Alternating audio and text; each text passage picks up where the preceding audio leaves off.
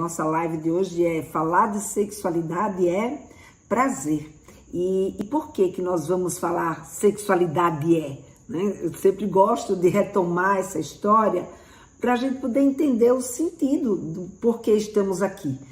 E essa geração de mães e de pais de vocês, né, de adolescentes, mães e pais de adolescentes, é uma geração que está sendo muito mais cobrada e sendo muito mais, tem muito mais responsabilidade no sentido de conversar com seus filhos sobre sexualidade, porque vocês hoje vivem num mundo onde os seus filhos têm um acesso a informações, têm um acesso a experimentações, têm um acesso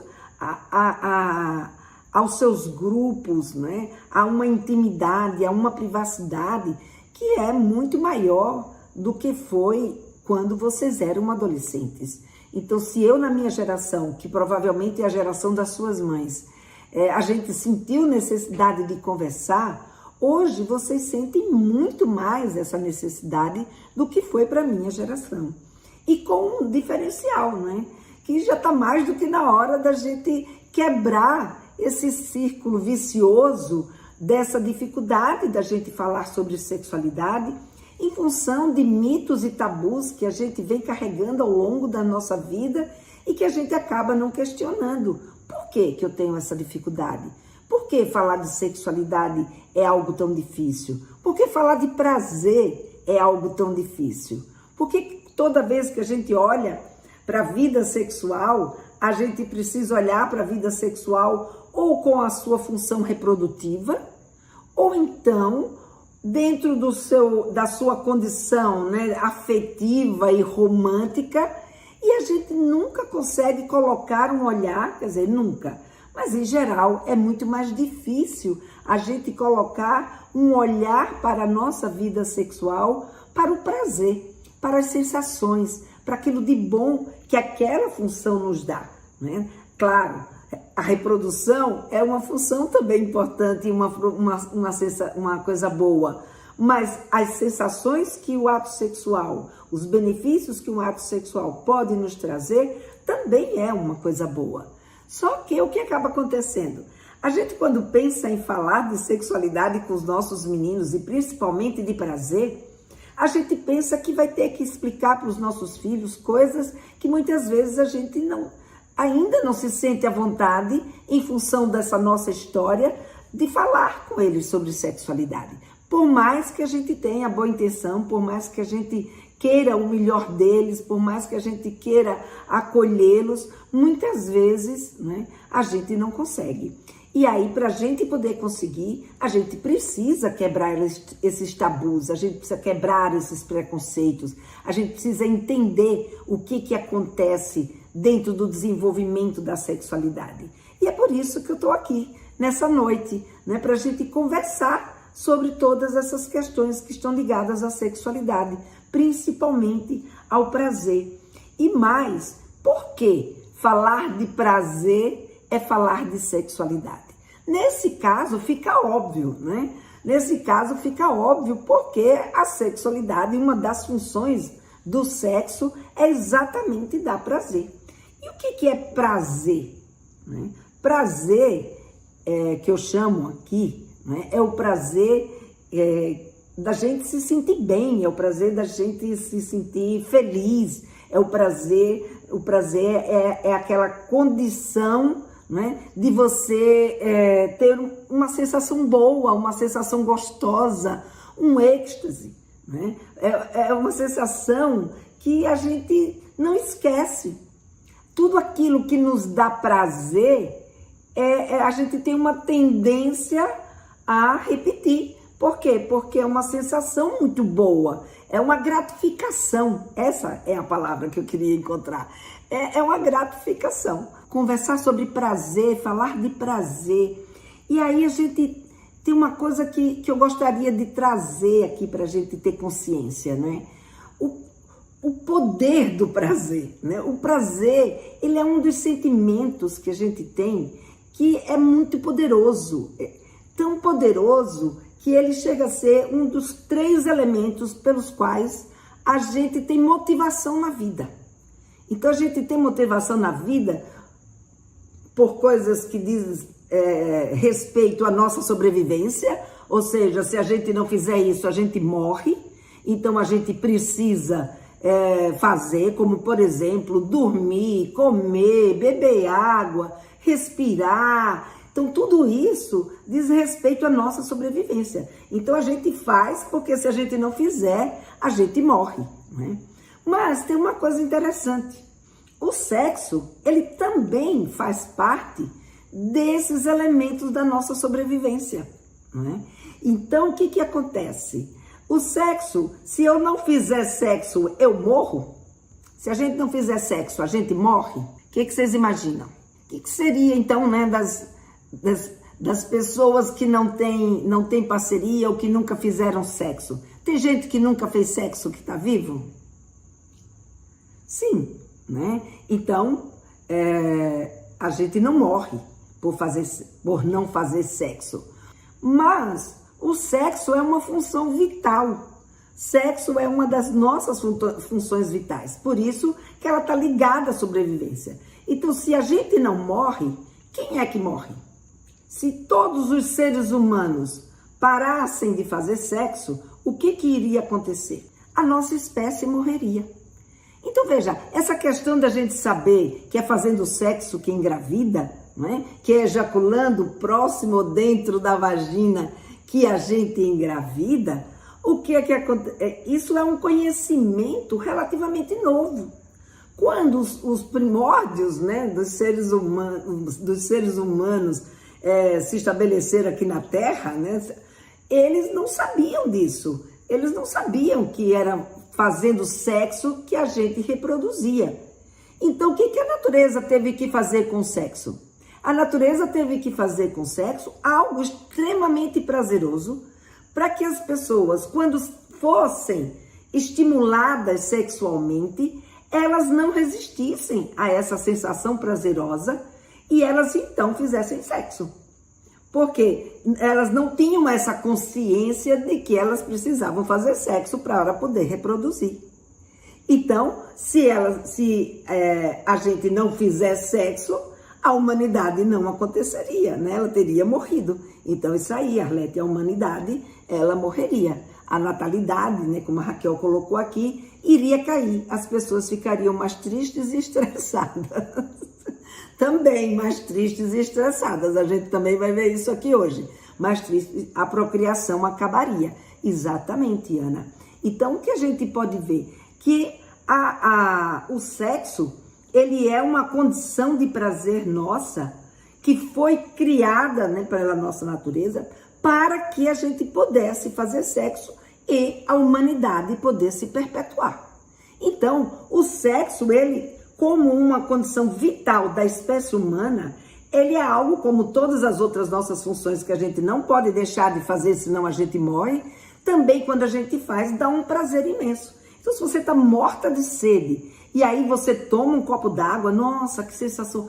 Ai, gente, não tem coisa melhor no mundo do que a gente tomar um copo d'água. Se você está morrendo de calor, né? E aí você encontra um banho, você fala, não tem coisa melhor no mundo do que uma aguinha para refrescar a gente. Se você está, sabe, apertada para ir no banheiro e aí você encontra um banheiro, não tem coisa melhor do mundo. Então, não tem coisa melhor do mundo do que a gente resolver as nossas necessidades funcionais. E o sexo é um deles. Por isso que sexo faz parte, né, de uma dessas atividades que a gente faz para a nossa sobrevivência. Portanto, quando o estímulo do sexo bate na gente, a gente vai responder a esse estímulo. Porque esse estímulo, a gente está condicionado a ele a dar uma resposta para resolver essa nossa necessidade. A segunda motivação que a gente tem para fazer as coisas é o prazer.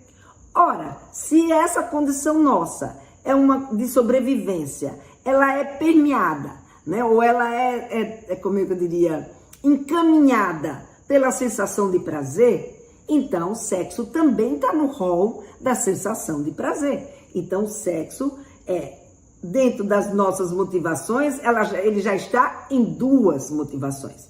Então, a terceira motivação a terceira motivação que os seres humanos têm para fazer alguma coisa é então a motivação intelectual, que é aquela motivação que a gente toma consciência das coisas e por entender que aquilo vale a pena para a nossa vida, a gente então ou segura ou não segura aquela vontade que a gente tem de realizar um prazer ou de realizar alguma necessidade nossa. Então veja, essa terceira motivação é uma motivação que exige muito mais da gente, que exige muito mais dos nossos filhos. Por quê? Porque é uma motivação aprendida, diferente da motivação que a gente tem da sobrevivência, que é uma questão instintiva, que não precisa acionar nenhum tipo de lógica, não precisa acionar nenhum tipo de raciocínio, não precisa que a gente aprenda nada, é uma questão de ação e reação. E a segunda motivação do prazer, que é uma questão de lembrança, de você guardar a lembrança de que aquilo dá prazer. Então, se aquilo dá prazer, o que eu faço? Eu repito. Então, por exemplo, eu comi uma comida no restaurante que foi uma coisa maravilhosa, né? Então, sei lá, comeu uma comida com camarão, um prato com camarão, um estrogonofe, ou então um soufflé, e aquilo ficou marcado para você. Quando alguém te convida para ir naquele restaurante ou para comer aquela comida, por exemplo, eu adoro cozinhar, né? E eu tenho um dos pratos prediletos que eu gosto de fazer, né? Que é o ossobuco. E eu tenho uma amiga que ela diz que ela vai em todos os lugares, todos os restaurantes que diz que tem ossobuco, ela vai e come o ossobuco, que é para ver se tem o mesmo sabor do ossobuco que eu faço, né? Diz ela que nunca encontrou um mais gostoso do que o meu. Mas enfim, então essa lembrança de prazer faz com que a gente busque repetir ou encontrar essa sensação. E o sexo faz parte, né, desse rol das sensações, de atividades prazerosas que a gente tem na nossa vida, né? E a terceira, como eu falei, que é intelectual, se a gente não quer que o nosso filho faça sexo, ou se a gente quer reprimir a atividade sexual, ou se a gente quer impedir que ele se desenvolva, ou seja, que a gente vai contra a natureza dos nossos filhos, o que vai acontecer? A gente vai precisar ter um argumento muito forte para fazer com que eles percebam que aquilo dali não vale a pena para a vida dele. Ora, muitas vezes vai ser simplesmente impossível. Então é muito mais fácil a gente entender a condição que aquilo se encontra, né, do que propriamente a gente querer ou esperar que os nossos filhos deem uma resposta que, na verdade, eles não são capazes de nos dar. Então, dependendo da circunstância, dependendo daquilo que a gente está olhando, do que está acontecendo nesse momento da vida da sua criança, que ela está passando de criança para adulto, e que, portanto, o que vai diferenciar ela nesse momento, em termos de corpo, de aptidão, né, de interesse, é o interesse sexual, que ele faz parte da vida deles, né? É ele que vai dar esse diferencial, claro que não é só ele, né? Mas por causa dele, ou juntamente com ele, né, outras questões começam a se desenvolver na vida dos nossos meninos e das nossas meninas, né? Então, o que a gente vai ver? O prazer ele move as pessoas. E, de repente, a gente querer bloquear o prazer dos nossos filhos é algo que talvez não seja, talvez não, né? Com certeza não é a melhor conduta. Simplesmente a gente querer bloquear por bloquear. A gente precisa entender e ver de que forma a gente pode adequar, porque nem sempre aquilo que nos dá prazer a gente pode fazer na hora que a gente quer, como a gente quer e aonde a gente quer, não é verdade? A gente vive numa sociedade. Então, essa questão do prazer dos nossos filhos é uma questão que é um fato. Agora, não é porque é um fato, né? Eu não quero dizer aqui que a gente, por exemplo, vai chegar para os nossos meninos de 10, de 11 anos, não, então a gente já tem que falar para eles, explicar como é, ensinar eles a transar, Não, a gente não precisa ensinar eles a transar, né? O que eu estou falando aqui em a gente falar de prazer é falar, não é, que existe esse estímulo, reconhecer que essa sensação faz parte da vida da gente, não é? E que vai existir esses estímulos e essas reações no nosso corpo, mas a gente mostrar o significado disso dentro do contexto que eles estão inseridos. Ora, se eles estão num momento da vida deles que ainda não é possível avançar nessas sensações de prazer no sentido de ter uma relação sexual, eles precisam entender. Mas eles também precisam entender outras coisas que a gente vai conversar daqui a pouquinho, tá? Então, essa oportunidade da gente falar sobre sexualidade com os nossos meninos e meninas, quando a gente fala de prazer, também não é ensinar a eles, né? Como é que eu diria? Que o corpo da gente é só uma questão de estímulo e resposta. Eles precisam entender esse contexto, né? Entender que sim, eles vão ter vontade de transar um dia, mas cada um tem o seu tempo, né? E tem o seu momento, então mostrar esse contexto para eles, né? E mais, né? Nesse momento da puberdade, a gente ainda não precisa ensinar mesmo a transar. Pode ser que mais adiante, lá pelos 14, 15, eles precisem que a gente converse de fato sobre isso, né?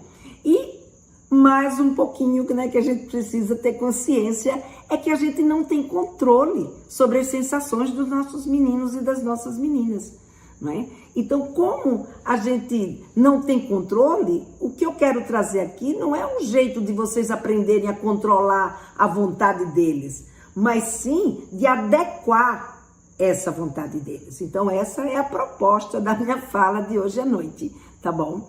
Porque quando a gente nega, ou quando a gente proíbe, ou a gente quer controlar, ou a gente quer que eles não sintam, primeiro, a gente não consegue, e segundo, né, fica uma coisa meio enlouquecedora para eles. Como que a minha mãe disse que eu não estou sentindo, ou meu pai disse que eu não estou sentindo, se eu estou sentindo?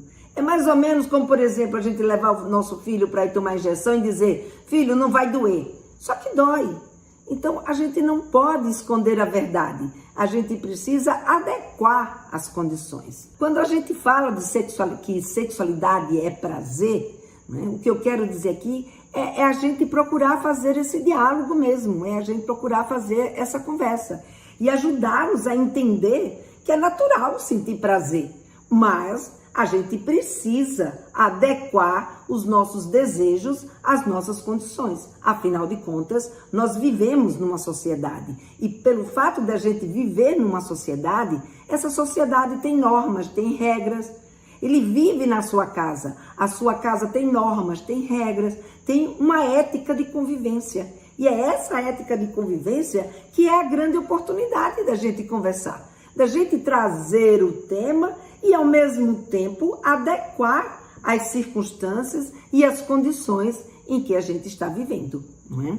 Então, nessa idade, é muito difícil para eles sozinhos encontrarem, porque você imagina, eles estão ali, aquele banho de hormônio, aquela sensação nova, eles estão começando a sentir toda uma modificação nesse corpo, e vem a vontade, o desejo deles, né? Se a gente não adequa, se a gente não conversa, se a gente não fala, a gente não ensina. E a adequação do comportamento sexual, ela não é uma coisa nata, não é da nossa natureza, ela é aprendida. Em cada casa, em cada ambiente, em cada cultura, você vai ter comportamentos e jeitos de ver a vida que são muito diferentes uns dos outros. Então, é a gente, como um pai, como mãe, que está ali próximo dos nossos meninos e das nossas meninas, que precisamos adequar o comportamento deles. Senão, o que vai acontecer? Eles não vão conseguir se segurar. Só um exemplo aqui. O Daniel está colocando que eu uso a sua técnica de perguntar o que você sabe sobre isso. Que legal. Que bom, Daniel. Que muito legal. Funciona de forma impressionante. Pois é. Essa é uma pergunta infalível, né? É uma pergunta que a gente, quando faz, os nossos filhos vão responder o que é que eles sabem e em cima disso a gente vai e complementa, né? Então essa é a técnica do papo firme, é a técnica do meu método, né? O papo firme, que faz parte do meu curso, né? O curso digital online que eu tenho. Que legal, Daniel, adorei aí o seu comentário, tá? Então veja, nessa idade, para eles segurarem essa sensação deles, né, desse desejo, é muito difícil. Por exemplo, para nós, somos adultos, ainda tem coisas que são muito difíceis, é só a gente fazer aqui um exercício, né? Vamos imaginar, eu sei que chocolate é uma das coisas que a maioria das pessoas gostam. Então, fala aí para mim, quem gosta de chocolate? Então imagine aquele chocolate que você mais gosta, tá? Bem ali na sua frente. Aquele chocolate que você, sabe, é irresistível para você. Imaginou? Agora imagine que alguém diz assim, esse chocolate você não pode comer. Então imagina, você não pode comer esse chocolate. Você não vai comer esse chocolate só porque alguém disse para você que não era para você comer esse chocolate? Quando é que a gente não come esse chocolate?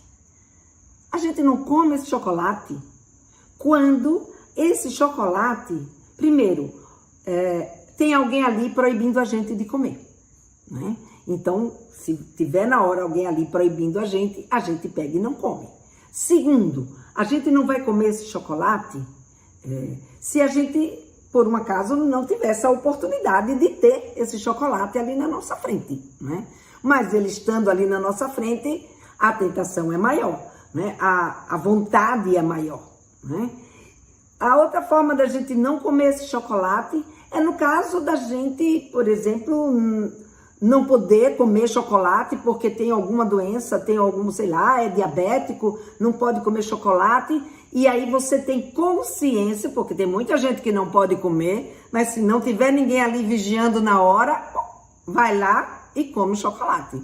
Então você só não vai comer esse chocolate se você for uma pessoa consciente que percebeu, né, que introjetou, que tem clareza para você de que se você comer esse chocolate vai ter vai lhe dar uma qualidade de vida muito ruim. Ou então, você tem consciência, né, da qualidade de vida boa que você tem não comendo aquele chocolate. Ou como, por exemplo, sei lá, tá fazendo um regime, tem um casamento, tem uma festa, quer entrar num determinado vestido, numa determinada roupa, e aí você se policia, você se controla, porque você consegue enxergar lá adiante, né, um outro prazer, que é muito mais gratificante, que é o prazer de você se sentir bem com você mesmo. Mas para isso, que é aquela tal motivação intelectual, você precisa ter essa consciência. Se você não tiver essa consciência, o seu instinto, né, da sobrevivência, porque você quer comer alguma coisa, ou do prazer porque você adora chocolate, vai fazer com que você haja sem pensar. Então você só vai resistir a esse prazer se você for capaz de ter percebido, e obviamente não é na hora que o chocolate está aqui na minha frente, não é? Eu tive que passar por um processo anterior para poder ter a consciência de que, não é só consciência, porque consciência muitas vezes a gente tem, é muito mais que consciência, não é? É uma percepção interna nossa que mostra pra gente que aquilo é algo que a gente não deve fazer ou a gente não pode fazer naquela hora, porque a qualidade de vida da gente pode ser melhor se a gente segurar aquela vontade. Então veja como é complexo segurar um prazer e sobre o que a gente pode conversar sobre isso. Então falar de prazer é entender que o prazer, ele existe, porém, dependendo das circunstâncias, ele precisa ser adequado, né? Ele precisa adequado, porque isso não é fácil, não é mesmo, gente? Não é fácil. Então, abrir mão de um prazer é uma das coisas mais difíceis que a gente faz na nossa vida. Então, o que a gente precisa, né, o que eu falo que é uma oportunidade a gente falar sobre prazer, é exatamente porque é uma oportunidade, primeiro, da gente respeitar, né, o desenvolvimento natural dos nossos filhos. Segundo, da gente poder fazer junto com eles essa adequação, baseado no quê? Nos seus valores. Quais são as condições que podem fazer você comer ou não um chocolate? São as condições também que vão definir como que o seu filho ou a sua filha vão poder vivenciar as suas sensações de prazer, a sua condição de ser sexual. Então, tudo isso a gente pode trazer numa conversa com os nossos meninos e com as nossas meninas. É uma oportunidade da gente colocar os nossos valores, as nossas expectativas, situá-lo no ambiente onde ele se encontra, né? Então, tudo isso são coisas que a gente consegue ir trazendo na nossa conversa com eles, né? É um tema que, se a gente também consegue falar com eles, o que vai acontecer? Poxa, minha mãe conseguiu falar de prazer, meu pai conseguiu falar de prazer, eles conseguem falar qualquer outra coisa sobre sexualidade comigo. Então, isso ajuda, né, o pai e a mãe a construir essa confiança com os filhos. Eu lembro uma vez que eu estava numa escola fazendo um trabalho de educação em sexualidade, e eu lembro, né, que os meninos, eles começaram a me testar para saber se eu dava conta de falar alguma coisa sobre sexo e sexualidade. E aí eu peguei e fiz um jogo, uma brincadeira com eles. E fui logo ali onde eles achavam que eu ia ter mais dificuldade. Eu pedi para eles escreverem todas as práticas sexuais que eles conheciam. E fiz um jogo, uma brincadeira com eles. E quando eles escreveram essas práticas sexuais e eles viram que eu tinha condição de ouvir o nome daquelas práticas sexuais, ouvir a explicação do que se tratava aquelas práticas sexuais que eles diziam conhecer e, ao mesmo tempo, ajudá-los a entender que talvez algumas coisas que eles diziam não era prática sexual. Então, tudo isso fez com que ele dissesse, não, a Lena aguenta ouvir o que a gente tem para dizer para ela. Então, eles pararam de ficar ansiosos, eles pararam de ficar agitados e a gente pôde conversar, sabe? Conversar mesmo, dialogar, aprender sobre o corpo, aprender sobre prevenção de gravidez, aprender por que sexo engravida, coisa que parece tão óbvia, mas, gente, eles não sabem o óbvio, né? Então, a gente precisa abrir o espaço para poder conversar. Então, quando você consegue falar de prazer, o seu filho, a sua filha vai perceber, poxa, meu pai e minha mãe conseguem conversar qualquer tema comigo sobre sexualidade, né? Então, veja, esse é um momento, né, que o seu filho e a sua filha vai se interessar. Ou seja, eu vejo mães aí me dizendo, Helena, mas eu quero falar com meu filho, com a minha filha sobre sexualidade e ele não quer conversar comigo sobre isso. Mas será que você está trazendo um tema atrativo para o seu filho ou para a sua filha? Ou você está trazendo uma recomendação? Ou você está trazendo um alerta? Ou você está só trazendo coisas que ele já está cansado de saber? Então, vamos olhar como é que a gente está abordando e que temas que a gente está trazendo. Porque quando você está com um adolescente que está naquele momento de mudança, que agora essa sensação não é mais uma sensação de cosquinha, mas sim de comichão, o comichão gera curiosidade, o comichão ele quer saber o que é, ele quer saber por que ele sente essas coisas, por que isso começou a acontecer com ele ou com ela. Então, é um assunto que interessa, né, ao seu filho, é um assunto que interessa à sua filha. Eles querem entender o que está se passando com o organismo dele, né, com o corpo dele. Então, porque é um momento que eles estão vivendo exatamente isso. Então, fazer essa abordagem, Márcia, de fato, faz uma diferença muito grande.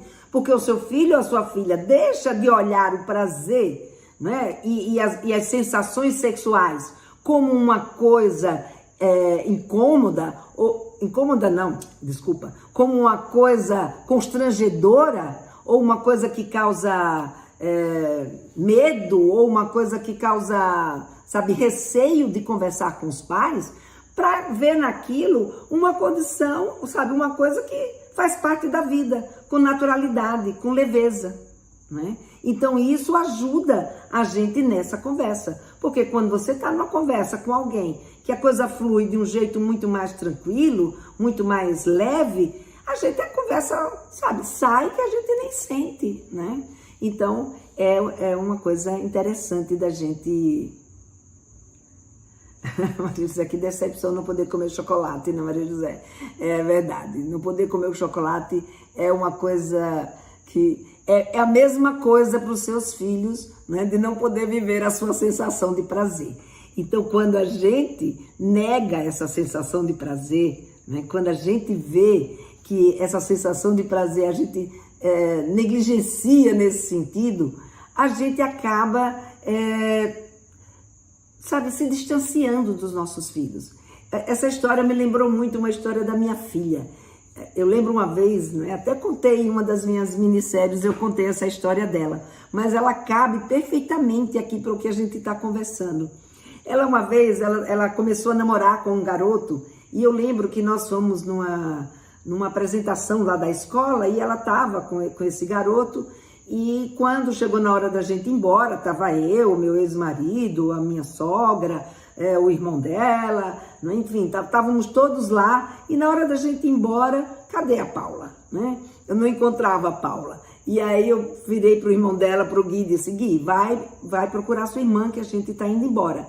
E ele então foi procurar a irmã dele. E ela volta ela com o namorado, e a gente então começa a se arrumar para ir embora, e aí ela vai se despedir do namorado e dá um beijo, né, no namorado, um beijo na boca do namorado. E aí o meu marido, meu ex-marido, né, marido na época, vira para mim e fala, e aí, Lena, você que é mãe, tá certo isso? É assim mesmo? Né? Você que é mãe, não, você que é sexóloga, tá certo isso? Aí eu cheguei e disse assim, bom, dar um beijo não tem problema nenhum, né? Agora, a forma como o local onde ela deu esse beijo na frente de todos nós, é que a gente precisa repensar em termos dessa conduta, porque estávamos eu, o pai, a avó, outras pessoas. Então, se o beijo a gente encara como uma troca de carícia, e uma troca de carícia que é uma coisa íntima, né, deles dois, ou das duas pessoas que estão envolvidas, quem está no seu entorno não precisa ficar presenciando, né? Então, o que eu falei para eles, não é bem assim. Eu preciso conversar com a minha filha sobre a adequação do comportamento sexual diante desse contexto social. E sentamos e fomos conversar sobre isso, eu e ela. Então a gente conversou e foi uma conversa muito boa, porque foi uma conversa onde eu pude colocar para ela, né, que ela sentir a vontade e o desejo de beijar, que beijar é uma coisa boa, isso é uma coisa natural, é uma coisa maravilhosa, sem dúvida nenhuma, isso é assim mesmo. Agora, existe um meio que a gente está inserido. Então, você falar do prazer e trazer essa adequação de como a gente pode vivenciar o prazer, não negar o prazer, mas adequar a sua condição àquele ambiente ou àquela condição que você se encontra. Isso, os nossos filhos não nascem com isso. Somos nós que ensinamos. Então, a gente precisa aproveitar as oportunidades ou então contar histórias nossas para ajudar nessa conversa, para fazer com que a gente consiga, né, adequar essa situação, essa condição dos nossos filhos. Então, falar de prazer é falar de sexualidade. E falar de sexualidade através desse tema que é o prazer, é algo extremamente prazeroso, né? Fazendo aí um trocadilho, é extremamente prazeroso, porque os nossos filhos querem saber dessa história do prazer. Então, a gente usa, né, a história do prazer, usa no bom sentido, né, da história do prazer, para reforçar, para fazer eles entenderem que não está existindo nada de anormal com eles, mas existe também negociações a serem feitas, né? Então, nesse sentido, a gente precisa e pode e deve, como mãe, como pai, como tia, como madrinha, enfim, o que você for daquele adolescente, você pode fazer esse tipo de conversa, você pode trazer esse tipo de situação. Mas para isso, a gente não pode, né, entender que o sexo ou que o desejo sexual, que o prazer dos nossos adolescentes é uma coisa que é antinatural. Porque se você entende que é isso, você não consegue ter esse desprendimento para chegar e conversar. Você vai brigar, você vai castigar, você vai achar outro tipo de jeito de chegar nele que não vai ajudá-los. Então, o que ajuda? Ajuda a gente a entender o sentido dessas sensações da vida da gente. Entender e respeitar. Né? Eu sempre falo que a sexualidade ela tem uma dimensão tão importante na nossa vida e ela sempre foi desqualificada pela nossa cultura. Ela sempre foi colocada num patamar, sabe? Sexo é sujo, sexo é coisa ruim, sexo, sabe? Prazer sexual é uma coisa, sabe, que não é para ser sentido. Agora, quando as pessoas casam, quando as pessoas estão vivendo um relacionamento, quando a pessoa está ali a dois, né, adultos, todo mundo quer que as pessoas sintam prazer sexual. Eles, principalmente, querem sentir prazer sexual. E aí, o que acaba acontecendo? Esse prazer sexual não vai ser adquirido só porque a pessoa casou.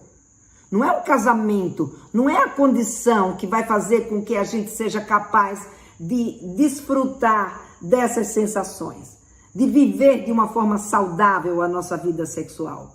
É a nossa história. E essa história não começa quando a gente casa, essa história começa quando a gente nasce.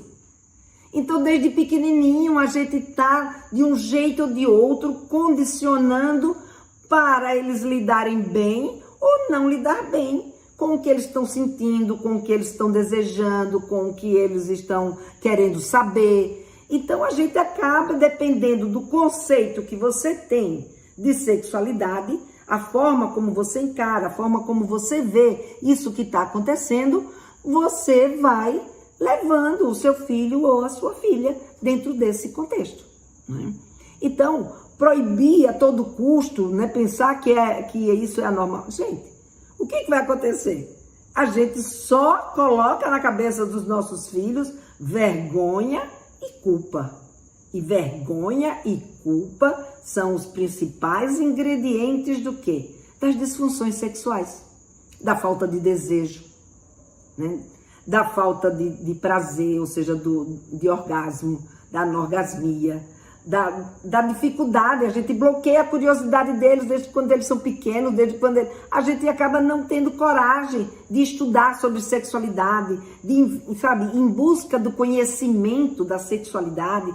O que é que a gente pode esperar em termos do desenvolvimento dos nossos filhos, em termos da nossa própria sexualidade, né? Então, o que a gente vê? Que há um bloqueio da nossa curiosidade. Através do quê? Através dessa educação que a gente vem trazendo há milhares e milhares de anos, com esse olhar para o sexo como sendo uma coisa ruim, uma coisa nociva, uma coisa que só é para sentir depois de casado, na hora que quiser ter filhos. Não, não é assim. Né? Embora a função primordial do sexo tenha sido a reprodução, ele existe porque a gente se reproduz através do sexo. Ele, hoje, pelos seres humanos que aculturaram essa sensação prazerosa, a gente não faz mais sexo só por conta da vontade de ter filho ou do desejo de ter filho. A gente faz sexo por uma questão de sensação prazerosa, a gente faz sexo por uma questão de prazer, do gostar de estar com aquele outro. E, portanto, para a gente poder desfrutar disso, a gente precisa, né, entender o que o sexo é para a gente. Como é que está fazendo parte da nossa vida. Porque é isso que a gente está transmitindo no nosso dia a dia para os nossos meninos e as nossas meninas. Como eu sou como mulher, como ele é como homem, que a gente vê nessa condição, né, dos nossos papéis sexuais, a gente está ali passando também no nosso dia a dia. Ah, mas eu não falei nada. Às vezes tem coisa que a gente fala que não é com a voz. A gente fala com o nosso comportamento, com as nossas atitudes, com as nossas expressões. Tudo isso vai fazer parte desse nosso contexto aí de modelo e orientador que somos dos nossos meninos e das nossas meninas. Nossa, foi bem assim que passaram para mim na adolescência. Cris, para você, para um monte de gente, né? A gente vem trazendo desse jeito e desse jeito é isso que faz. Isso gera culpa, gera ansiedade. Então você veja, você tem o seu menino aí que está entrando na puberdade, ou que entrando na puberdade não, já está na puberdade. Ele já está ejaculando, ou essa menina já está menstruando. Então, quando eles chegam nessa condição, eles já estão numa condição que que pela natureza, eles já estão prontos para reproduzir. Ora, se eles já estão prontos para reproduzir, porque ela já ovula e ele já ejacula, então eles estão prontos para fazerem sexo. Então, se eles estão prontos para fazerem sexo, você imagina que a natureza, ela não está em consonância com os pensamentos dos pais, né? Muito pelo contrário. A natureza diz uma coisa e a gente fica pensando outra, né? A gente fica querendo outra. Então, veja, eles estão sentindo isso. A natureza está fazendo eles sentirem isso. Então, o que a gente precisa é não enlouquecer os nossos filhos, né? Porque é enlouquecedor você dizer que ele não está sentindo uma coisa que ele está sentindo. Então, a gente precisa respeitar o sentimento dos nossos filhos. Perguntar para eles, né? Perguntar para eles o que eles estão sentindo, como que eles estão sentindo. Isso é uma coisa importante, né? Vocês podem mudar essa história. Vocês podem se tornar uma geração capaz de mudar essa história, né? E podem contar comigo, porque a coisa que eu mais quero é que a gente pare com essa coisa de cercear a sexualidade. A sexualidade, hoje eu estava assistindo uma aula que dizia assim, aquilo que você não tem controle, você não pode ficar, você não deve ficar sofrendo com aquilo. Você deve tentar entender o que é que você pode fazer, né, para ver como é que você vai lidar com aquela situação que você não tem controle. Então, a gente não vai, o fato da gente não querer que os nossos filhos não se desenvolvam sexualmente, porque a gente acha que ainda está muito menino, que a gente acha que ainda é muito criança, não vai mudar o curso da história. Eles vão se desenvolver, eles vão se interessar por sexo, eles vão sim querer saber das coisas. Agora, o que a gente controla, o que a gente pode fazer?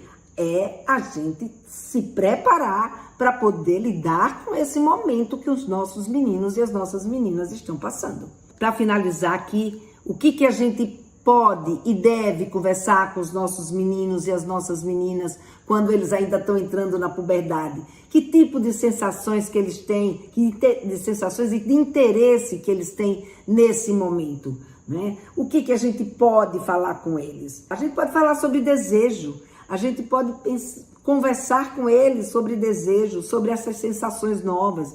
A gente pode conversar sobre excitação. Quantas vezes a gente vê os nossos meninos de 8, 9, 10 anos, tá lá na frente da televisão, ou começa a pegar no pintinho deles, no pênis deles, e aí o pênis fica duro e eles perguntam, o que é isso? E muitas vezes a gente não sabe explicar, mas a gente precisa explicar para eles o que é isso. Isso é uma sensação.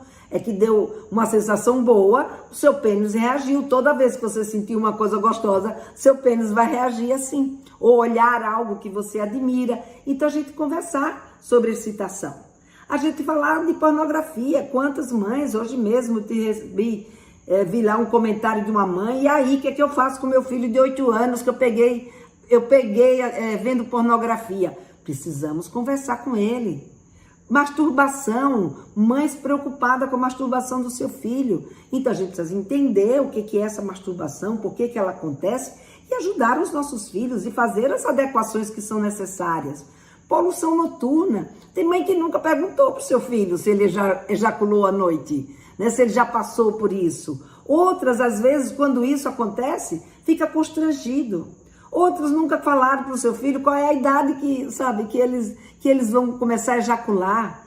Então, esses conhecimentos a gente já pode ir fazendo, trazendo. Isso é falar de sensação de prazer. Não é falar ainda de relação sexual. Mais adiante, quando eles têm lá 13, 12 nem tanto, mas 13 para 14 anos, a gente já pode começar, sabe, a trazer outras sensações. Sabe, ampliar esse conceito de desejo, ampliar o conceito de excitação, ampliar, mostrar que existe sabe, tem uma hora que a gente fica com a sensação tão boa, tão boa, tão boa, que tem um nome de orgasmo. Então a gente pode ir trazendo essas informações, porque essas informações vão fazer com que o seu filho ou a sua filha vá entendendo o momento que ele está vivendo. Ah, Helena, mas aí se eu começo a contar essas histórias, o meu filho, a minha filha já vai querer transar. A gente vai dizer que isso é muito bom, eles já vão querer fazer. Não é bem assim. Eles passam por um processo. E esse processo, o fato de você saber que uma coisa é boa, não necessariamente dá ao outro a condição dele ir lá e querer fazer aquilo. O que vai fazer ele fazer sexo não é o que você fala, mas sim o processo de maturidade dele. E se ele não for preparado para lidar com essas sensações, aí sim, ele faz sexo muito mais cedo. É o que a gente vê, o que os estudos têm mostrado, né? Então a gente vai ver, por exemplo, a diferença nos Estados Unidos e na Europa. Na Europa, as pessoas encaram os sentimentos sexuais, o processo de desenvolvimento sexual como uma coisa natural. Lá, os adolescentes fazem sexo 2 anos mais tarde, por exemplo, do que fazem os adolescentes nos Estados Unidos, aonde, como aqui no Brasil também, muitas famílias acreditam que não era para estar acontecendo esse desejo sexual, não era para ele estar sentindo vontade de fazer sexo.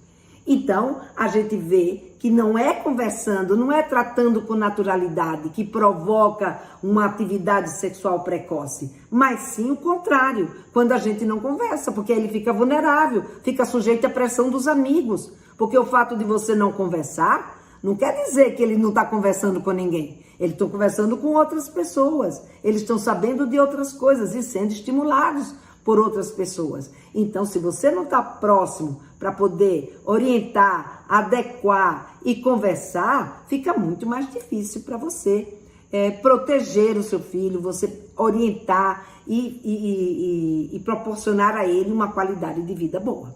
Tá bom, gente?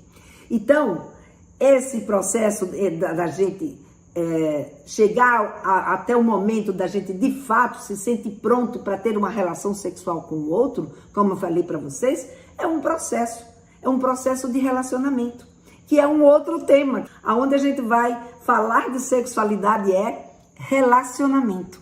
E aí a gente vai entender, é a capacidade de se relacionar com o outro. Sexo não é só um corpo isolado, é um corpo em relação com o outro.